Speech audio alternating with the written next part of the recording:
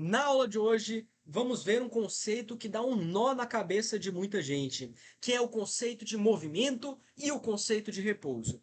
Acompanha comigo então a seguinte situação. Eu tenho então uma estrada bem aqui, um muro no final da estrada e um carro indo em direção ao muro. Além do mais, eu tenho um rapaz sentado na beira da estrada.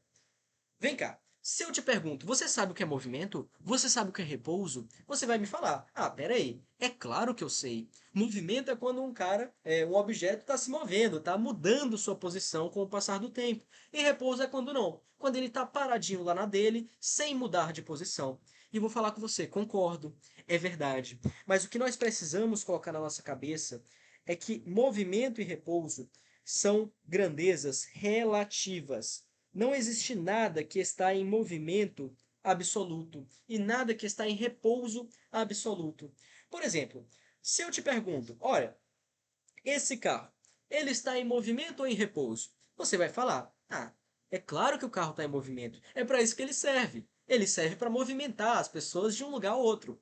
Então você escreveria, o carro está em movimento. Você escreveria, o carro está em movimento. Em movimento. A questão, pessoal, é que tudo que é movimento e repouso em relação a alguém. Então, por exemplo, se a gente fala que o carro está em movimento, nós deveríamos completar a frase com assim: o carro está em movimento em relação ao rapaz sentado na beira da estrada, por exemplo. Ao rapaz sentado na beira da estrada. Isso é verdade. Então você sempre tem que dizer em relação a quem você está trabalhando com. Por exemplo, se você olha para o muro, eu pergunto: o muro, ele está em repouso ou em movimento? O muro está em repouso ou em movimento? Você fala: Caio, tá me chamando de burro? É claro que o muro está em repouso. É claro que o muro está em repouso. Como que o muro vai estar em movimento? Como que ele vai criar pernas e sair correndo?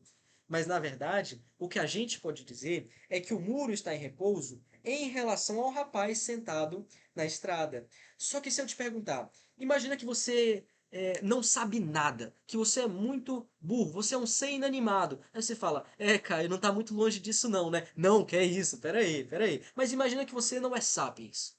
Você é um ser inanimado, não sabe direito das coisas que estão acontecendo e você está dentro do carro. Você olha pelo vidro da frente. Você não sabe que está dentro do carro. O que você vê é o muro se aproximando. É claro, você que é sapiens e tal, você sabe que você está dentro do carro, o carro que está se movendo em direção ao muro, mas se você não sabe nada disso, só o que os seus olhos te dizem é que o muro está se aproximando de você. Então, no referencial do carro, o muro está em movimento. Olha que coisa. Então, olha só. O muro está em movimento. O muro está em movimento. Opa, quase que eu não consigo colar aqui, hein? O muro está em movimento. Movimento em relação ao carro. Em relação ao carro. Então, olha só que coisa. O muro, ele está em repouso em relação ao rapaz, mas em movimento em relação ao carro. A pergunta que eu faço é, mas, enfim, ele está em repouso ou está em movimento? A resposta é depende. Depende de em relação a quem você está fazendo essa pergunta. Em outras palavras, tudo isso que eu coloquei aqui de vermelho sublinhado diz respeito ao referencial, que é um outro conceito muito importante. Referencial, basicamente, é em relação a quem ou a que você está fazendo a pergunta, você está fazendo as medições físicas.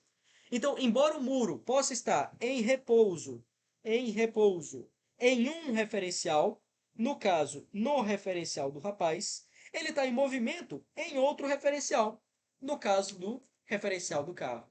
Isso daqui é muito óbvio, por exemplo, quando você está viajando. E aí, viajando na estrada, você olha para o vidro e você vê as árvores, a vegetação ficando para trás. Você sabe que você está indo para frente, mas o que você enxerga, que os seus olhos veem, é a vegetação ficando para trás. E é nessa hora que você pensa: nossa, era melhor eu ter ido de árvore, né? Não, claro que não, que besteira, né? Na apostila tem um besterol desse tipo aí também. Beleza? Mas enfim, o que você precisa entender sobre movimento e repouso é que são quantidades relativas, que dependem do referencial.